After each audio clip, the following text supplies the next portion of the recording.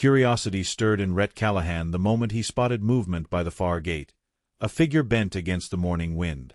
The sun had barely lifted above the horizon, and frost still clung to the fence posts like silver lace. He slowed his horse, squinting through the pale light. Whoever it was didn't belong out here. The land stretched empty for miles, and strangers didn't often come this way without reason. When he drew closer, he saw her, a young woman, her shawl torn, boots caked in mud, face pale as the snow beneath her feet. One arm clutched her swollen belly, the other gripped the gate as if it alone kept her standing. Rhett dismounted, every motion deliberate. Years of ranch work had made him cautious. He moved as if the world might break if touched too quickly.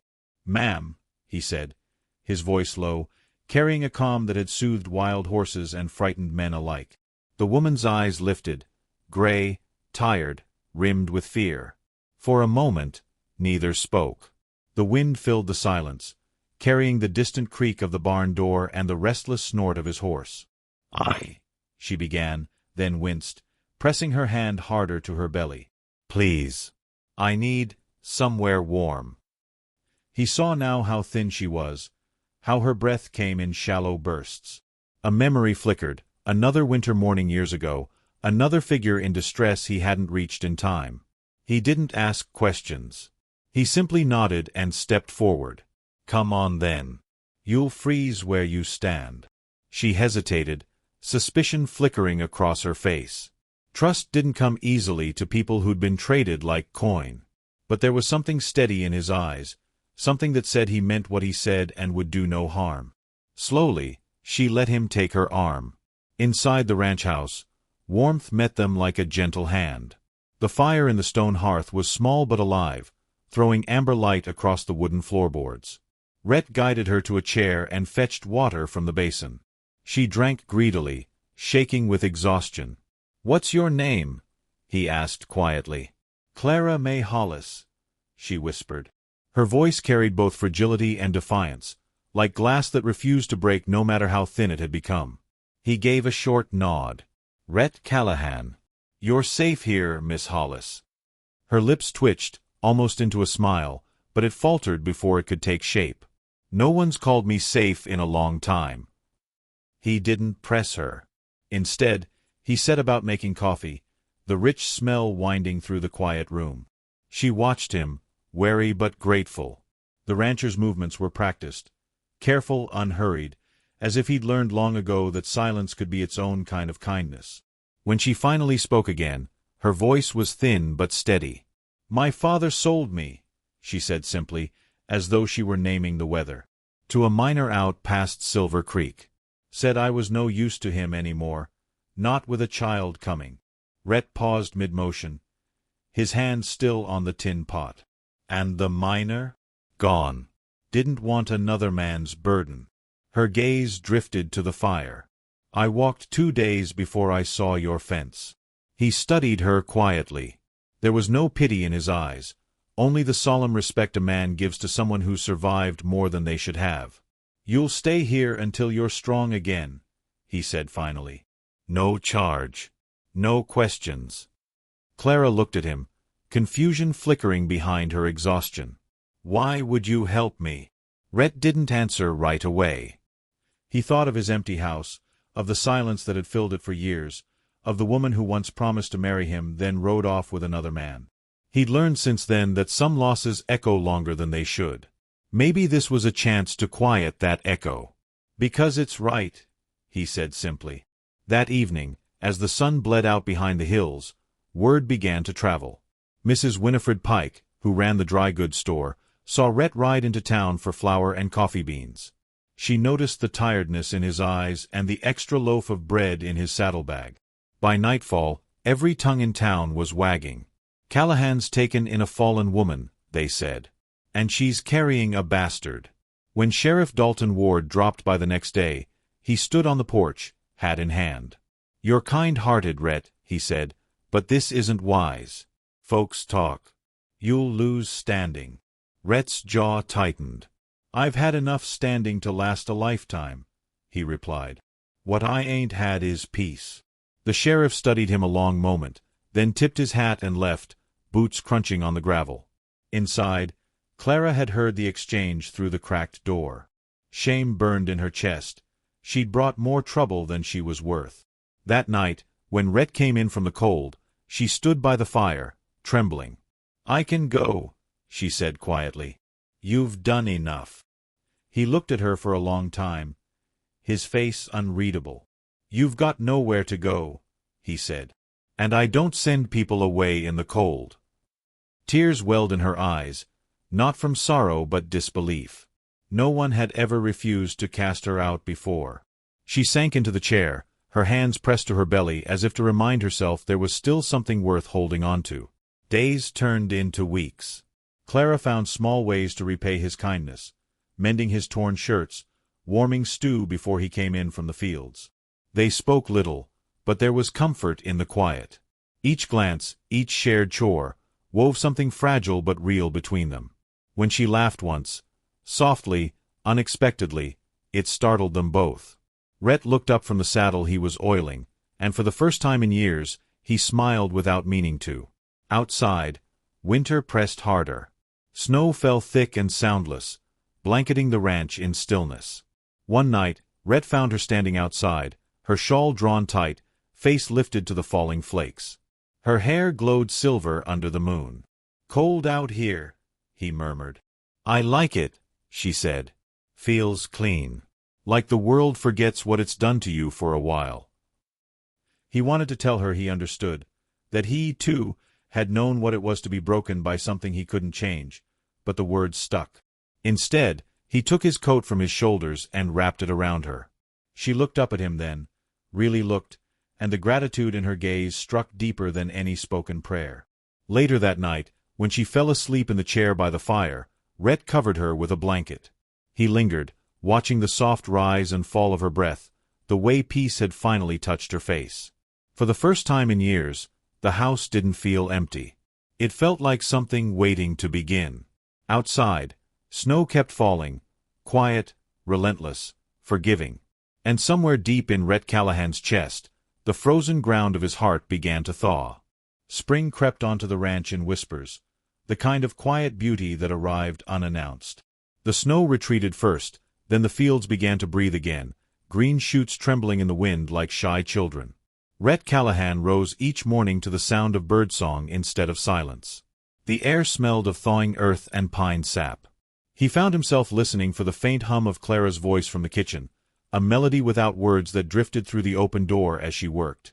Clara had changed in those months. Her face had filled with color again, her eyes brighter, no longer dulled by fear. She moved with purpose now, feeding the hens, tending the small garden behind the house. Rhett noticed that her hands no longer shook when she reached for things. The walls of his home, once haunted by emptiness, now carried the scent of bread baking and soap drying on the windowsill. Sometimes he caught himself pausing in the middle of chores, just to watch her from afar, unsure when she had become the pulse of the place. In town, gossip had not quieted. Mrs. Pike, ever the self-appointed keeper of propriety, took every chance to remind others that the rancher's charity case was still living under his roof. Clara heard the whispers when she went to fetch supplies. The glances from other women stung worse than the cold wind ever had. They didn't know her story, only the version traded over counters and church pews. Rhett's loyalty made it worse. His unflinching calm only fueled their envy and curiosity. One afternoon, Clara stood outside the general store, her basket filled with coffee beans and a spool of thread. Behind her, she heard it. Soft laughter and the hiss of words meant to wound. "She's no better than she ought to be," someone murmured. "And he's a fool for keeping her." Clara's grip tightened on the basket.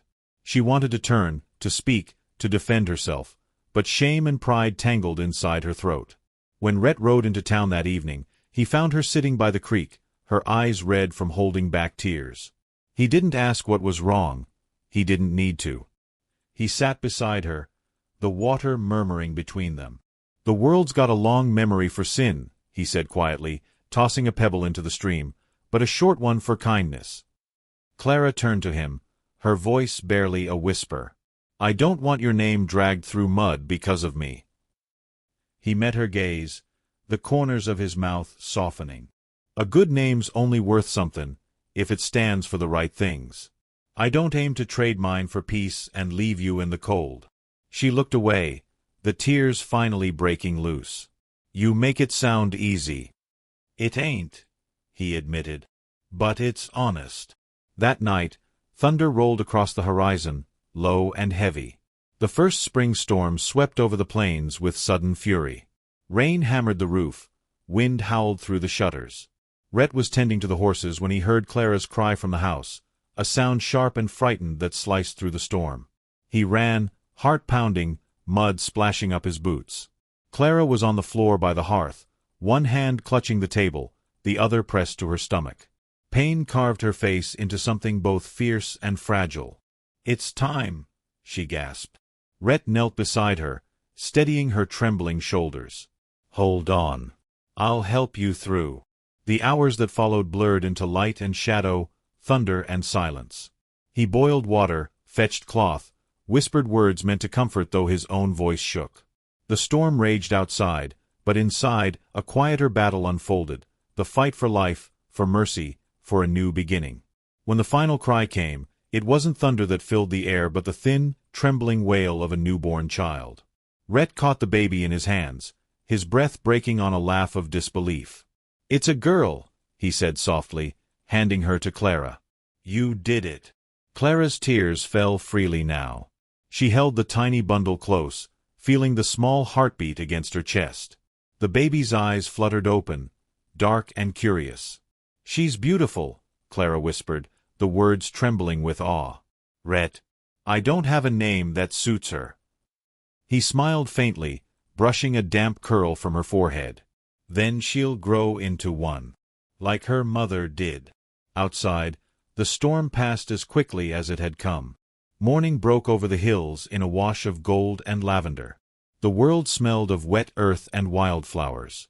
Inside, the fire burned low, its light dancing over the small family gathered close. Days turned to weeks. Clara regained her strength, and the baby, tiny Ella, filled the house with laughter that seemed to erase every shadow left behind. Rhett built a cradle from cedar wood, each stroke of his knife done with quiet devotion. Sometimes, Clara caught him leaning over it long after the baby had fallen asleep, watching her breathe. One Sunday, Rhett suggested they go into town. "Let them talk," he said when Clara hesitated. "We'll give them something worth talking about." When they arrived at the church, conversation stilled. Clara held the baby close, her dress plain but clean, her hair tied back with a ribbon Rhett had bought. Rhett stood tall beside her, his hat in his hands, eyes steady on the congregation. Mrs. Pike's mouth opened, then closed again. No one dared speak.